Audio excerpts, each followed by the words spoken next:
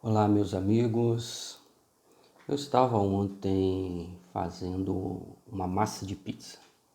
E aí, misturado a farinha, tive que colocar uma parcela de fermento.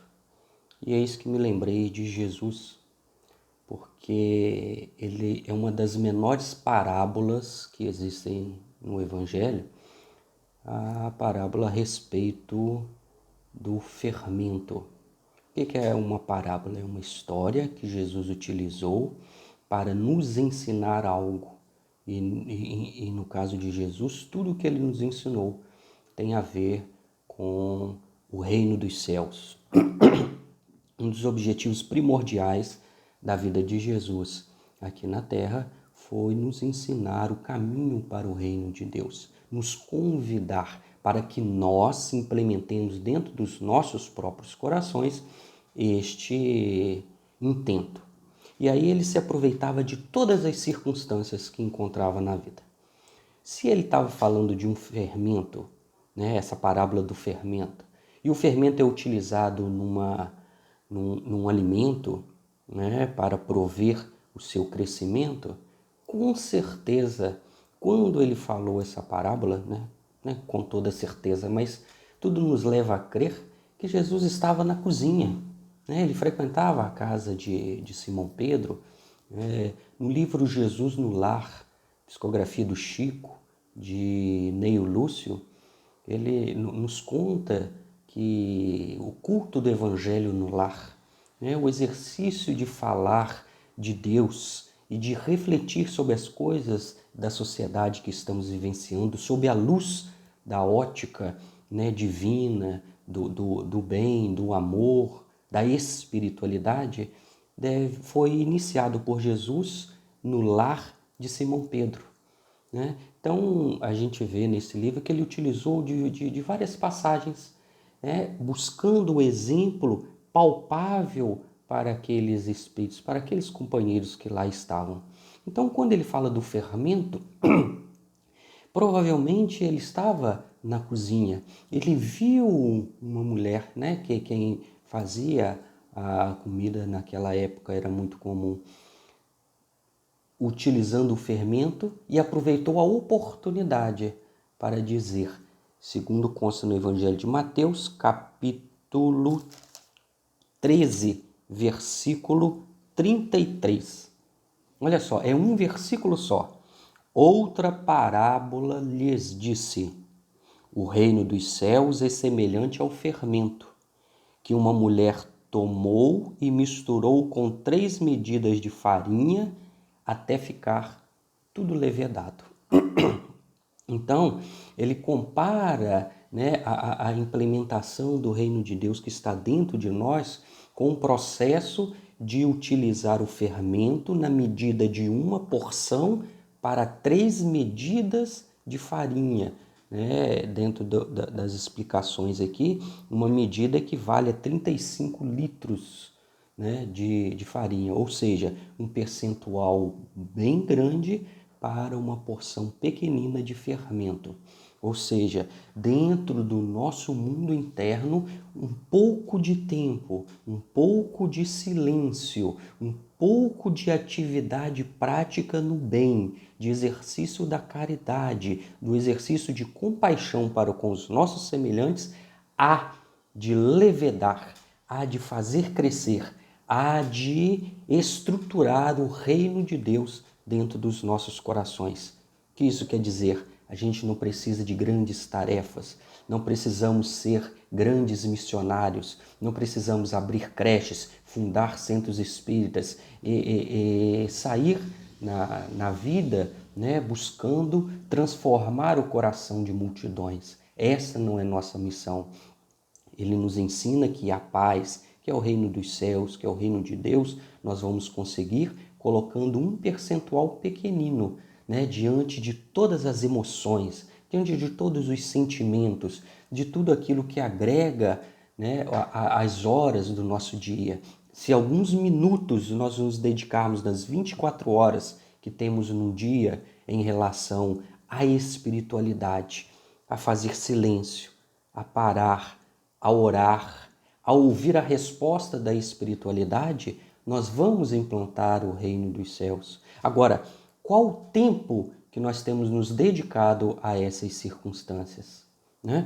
E é tão interessante quando a gente começa a dedicar um tempo para auscultar, né? Para dedicarmos ao estudo do Evangelho. Você vê que a parábola é pequenina e o fermento é pequenino dentro da própria parábola, mas ele tem uma capacidade imensa de fazer multiplicar, de fazer crescer aquele que ele entra em contato. Né? Então bastam poucas palavras, bastam poucos instantes, pouco desejo do bem, mas que seja efetivo, que seja do fundo das nossas almas, para poder mudar a vida daquelas pessoas que estão ao nosso redor. Basta um pouco de silêncio, de fé, para modificar dentro dos nossos corações a grande substância que há de alumiar a nossa alma. O fermento, ele é branco, né? E na medida em que ele entra em contato com a farinha, né, que também é branca, ele torna-se transparente. Né? E tem dois símbolos muito interessantes, um da brancura, né, do próprio processo de pureza. O que é pureza? Não é ser anjo, não é ser santo, é apenas ter a boa intenção, a melhor intenção possível, não esperar nada da nossa atividade, não esperar gratidão, não esperar um agradecimento, não esperar que os anjos e que o universo conspire para que algo de bom aconteça conosco. Fazer pelo simples fato de colaborar com a felicidade alheia ou de amenizar a dor do outro. Esse é o objetivo, de forma simples, porque nós não vamos modificar. Sem farinha, o fermento não leveda. Então ele precisa do outro, ele precisa do outro ser, ele precisa do contato da outra pessoa. É isso que a gente apresenta, é isso que o fermento vem nos ensinar, né? Então, nessa transparência. E a transparência, né, quando ele se mistura, ele tem uma outra característica muito interessante, que é da humildade. Por que da humildade? Porque ele perde as suas características, ele não precisa parecer, né? Ele não cria manchas na farinha branca, ele se mistura com a farinha e ele faz crescer, ele dá vida ao ser, né? Às circunstâncias que ele envolve, né? No caso do alimento, e nós em relação às pessoas que nós vamos entrar em contato. O que permanece é a importância da simplicidade, como disse João Batista, que foi aquele que batizou Jesus lá no Rio Jordão.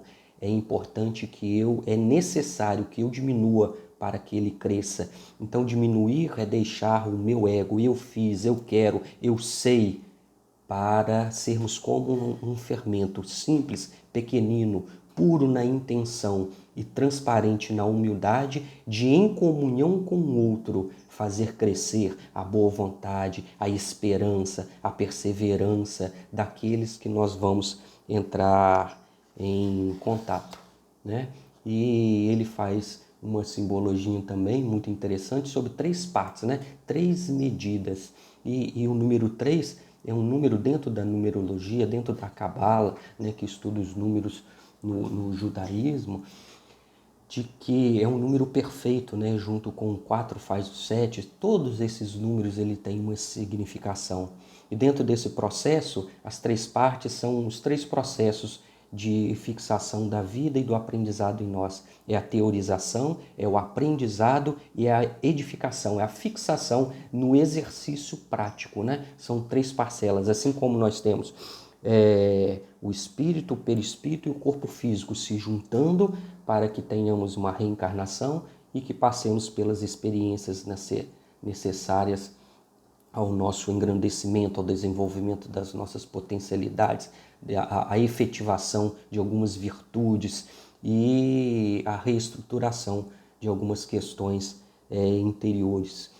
A base, o triângulo, né, é feito de 3 partes. Tem no Livro dos Espíritos a Trindade Universal, Deus, Espírito e Matéria, Então é uma união, né? A lei que rege no universo é a lei da fraternidade. A gente não faz nada sozinho. O fermento, só o fermento, ele não faz nada. Ele precisa de estar em contato com a farinha.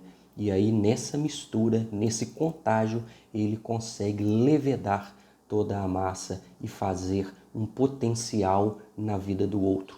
É isso que Jesus espera de cada um de nós, é este o convite que ele faz para todos nós. Muita paz.